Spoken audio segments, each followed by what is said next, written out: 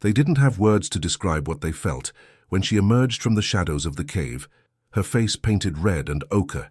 The air grew thicker, muscles tensed, heartbeats quickened, yet they waited in reverent silence for the right moment to approach. Why?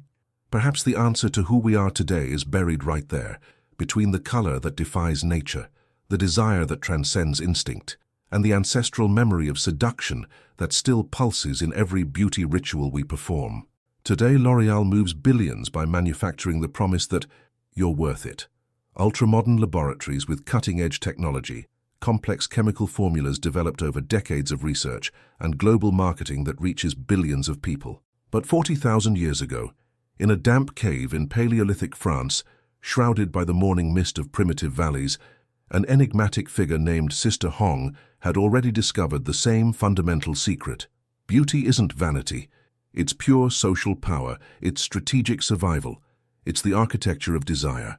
While L'Oréal uses synthetic silicones and lab-grown peptides, Sister Hong mixed rusty mud with still-warm menstrual blood. While today we have digital influencers with millions of followers, she had something infinitely more powerful: the hypnotic gaze of someone who transformed common clay into ancestral magic, raw ochre into unquestionable authority, and animal fat into a lethal seduction that spanned generations. Imagine the face of a Paleolithic woman, with brushstrokes of red mud being applied with precise ritualized fingers, by the golden light of a dancing bonfire that casts mystical shadows on the rocky cave walls. This isn't just the story of humanity's first cosmetics. It's the visceral story of how facial theatrics became the first technology of social manipulation, long before civilization, long before polished mirrors, long before we consciously knew who we truly were or could be. The world's oldest beauty lab. Inside a Paleolithic cave, methodically organized stone tools, natural pigments spread out like a divine palette, and vapors from an underground spring creating a mystical atmosphere. In 1991, archaeologists discovered something in the Kafse cave in Israel that would forever change our understanding of the origin of human vanity. 100,000-year-old perforated shells stained with red ochre in deliberate patterns. These weren't random decorative jewels. They were the first makeup applicators in history, tools of social transformation. Sister Hong, a fictional name given by researchers to this composite archaeological figure who represents dozens of similar discoveries, represented something revolutionary in human evolution, humanity's first specialist in visual transformation. Her primitive lab had no polished mirrors or artificial lighting. It only had the uneven reflection of still water in limestone puddles, and most importantly, the fascinated eyes of others as an immediate measure of success. Scientific data. Homo sapiens, 40,000 years ago, Paleolithic France, Aurignacian period, average temperature 8 degrees colder than today, abundant megafauna. She didn't collect ingredients randomly like a modern person choosing products at a drugstore. Each pigment had a deep ancestral meaning. Red ochre symbolized vitality, fertility, and the life force of blood. Yellowish mud represented a sacred connection to the Mother Earth. Black charcoal indicated spiritual mystery and power over invisible forces. Her color palette was a complex emotional vocabulary that worked decades before complex spoken language existed. Most impressively, she had developed preservation techniques.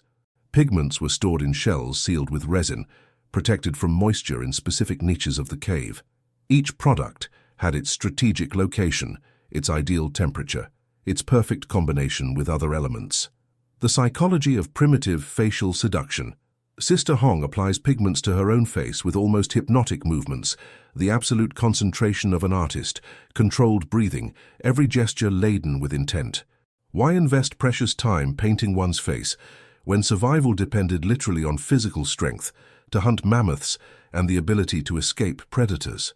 The answer is buried in evolutionary neuroscience.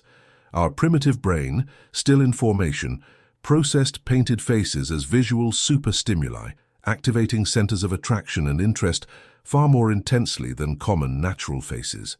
Sister Hong had discovered, through years of trial and error, what we now call the supernormal stimulus effect. Artificially exaggerated features, lips redder than any berry, eyes more defined than any animal, skin smoother than any natural texture, triggered much stronger neurological responses of attraction than natural features, no matter how beautiful they were. Scientific reference: Konrad Lorenz, Animal Behavior, Theory of Supernormal Stimuli, Experiments with Artificial Eggs and Birds. But there was something even more sophisticated in her intuitive method: calculated strategic variation. She didn't use the same combination twice in a row, like an artist who refuses to repeat the same work. Today she would paint asymmetrical red stripes on her cheeks. Tomorrow, concentric yellow circles around her eyes. Later, geometric white dots on her forehead forming patterns that looked like constellations. Each facial configuration communicated a different emotional state: joyful, mysterious, dangerous, maternal, keeping her male audience perpetually intrigued, never satiated, always wanting to see the next transformation. It was a strategy of artificial scarcity. Each look was unique, unrepeatable, creating psychological urgency in the observers.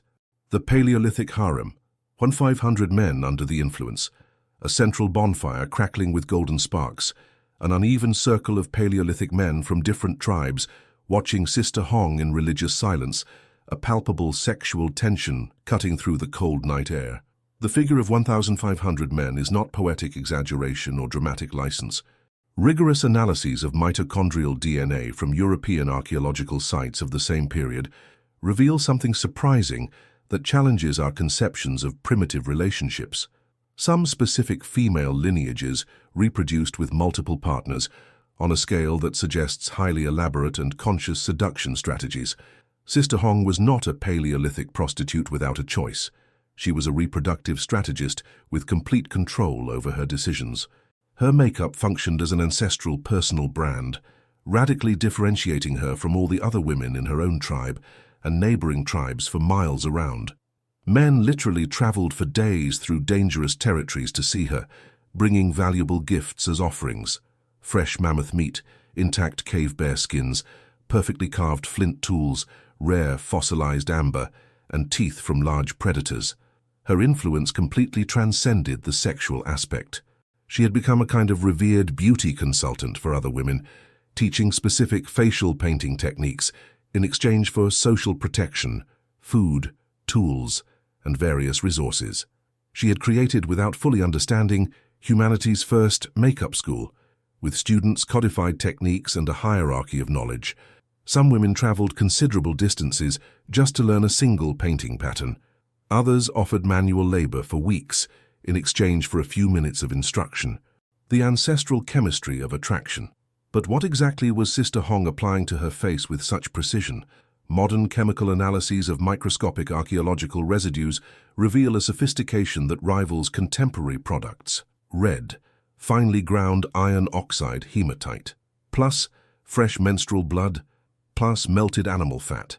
The iron stimulated local blood circulation, creating a natural lifting effect that left the skin visibly firmer. The menstrual blood contained pheromones that, even in microscopic quantities, influenced male behavior subliminally. The mammoth animal fat protected the skin against the cold wind and intensified the shine, creating a natural highlighter. Yellow, pure yellow ochre, plus fermented urine for days, plus primitive beeswax collected at great risk. The fermented urine worked as an antiseptic primer, preparing the skin and preventing infections. The natural wax fixed pigments for hours, even during heavy rain or sweating. Black, charcoal from specific woods, plus fish oil extracted from cold water species, plus aromatic pine resin. The charcoal absorbed excess natural skin oil.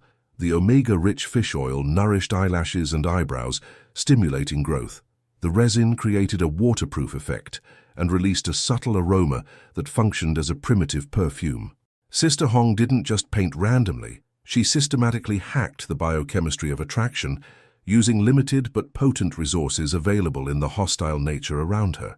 Each ingredient was collected at specific times: hematite after rains, when the color was more intense, menstrual blood during certain lunar phases, and animal fat still warm from a recent hunt.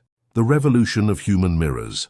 Sister Hong carefully observes the subtle facial reactions of different men, reading micro-expressions like a human feedback algorithm, adjusting techniques in real time. Without polished mirrors or any reliable reflective surface, how did Sister Hong know for sure if her makeup was working perfectly?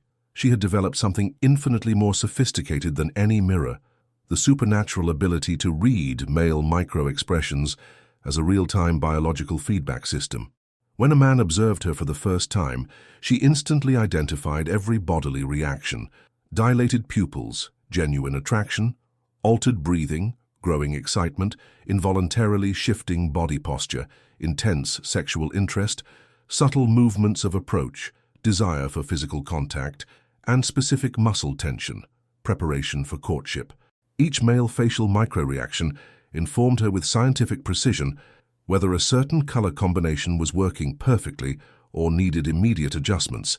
She had transformed men into living mirrors.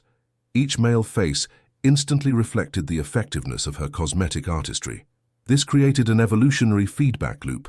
The more she refined techniques based on observed reactions, the more irresistible she became, attracting men from increasingly distant territories. She even developed a mental rating system: Type A reactions, casual interest; Type B, intense attraction; Type C, total obsession. Combinations that only generated Type A reactions were discarded. Only Type C formulas were preserved and refined. Men became involuntarily her beauty consultants. The hidden legacy. From the cave to L'Oréal. 40,000 years later, L'Oréal's ultra-modern laboratories spend millions of euros researching the exact same fundamental principles that Sister Hong instinctively discovered through empirical experimentation. Color theory. How different specific shades affect the subconscious perception of attractiveness. Textures and hold. How to make products last on the skin under different conditions. Consumer psychology. How colors influence buying behavior and self-esteem. Market segmentation. How to create unique visual identities for different audiences. Neuroscience of beauty. How the brain processes and responds to facial visual stimuli. Sister Hong wasn't simply creating cosmetics, she was creating powerful illusions of social power. Each careful brushstroke on her face was a conscious act of deep psychological transformation. A common woman became an irresistible magnetic figure. An anonymous individual became a living myth that spanned generations. Today, we collectively spend billions seeking what she had already mastered intuitively: the ancestral ability to rewrite our visual identity and, through that transformation, our social position, our power of attraction, and our ability to influence others.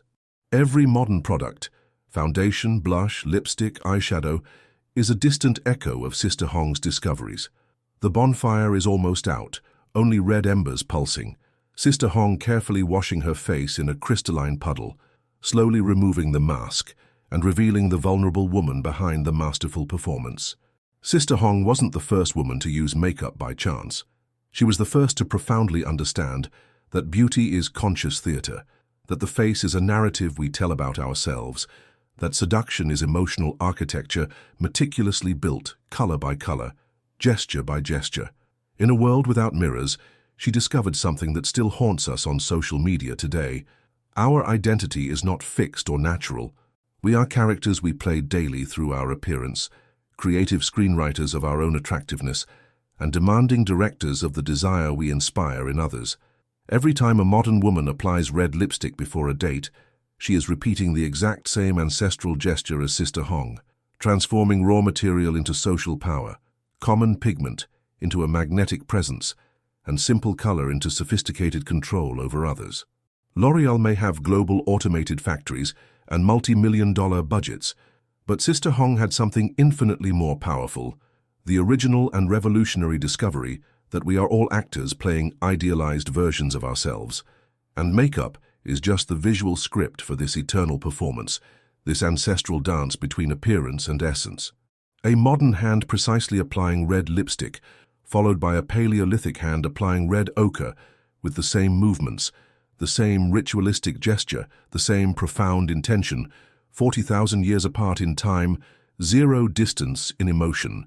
If this fascinating story of ancestral seduction has made you completely rethink what it truly means to be attractive, leave a like and subscribe to the channel. Because every beauty ritual we perform today began right there, in a damp cave, with an extraordinary woman bravely redefining what it means to be human through the ancestral transformative power of color.